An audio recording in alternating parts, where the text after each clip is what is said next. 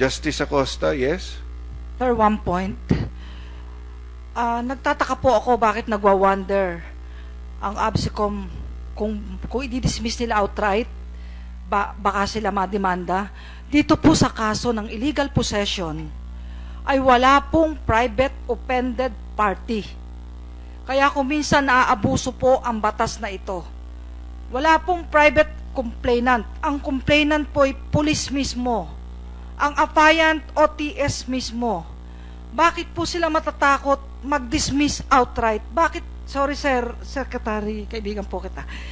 Bakit po kailangan pa ng 1 linggo? Ibig sabihin 1 linggo pa kami magpapalaya ng mga ikukulong dahil sa caliber 22 na napakaliit? Kailangan po ng immediate action dito. Naghihintay ang buong mundo. Global na po ito. Kahit po ang mga foreign news, nilalabas na po itong issue na to. Yung MBI po, lawyer po ba siya? Ang taga-MBI?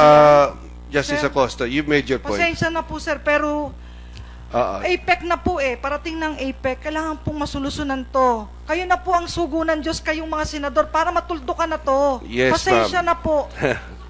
Mr. Chairman, Senator Mr. Cayetano. Chairman, just one statement. I think the point of Justice Acosta is it is not true that we are helpless.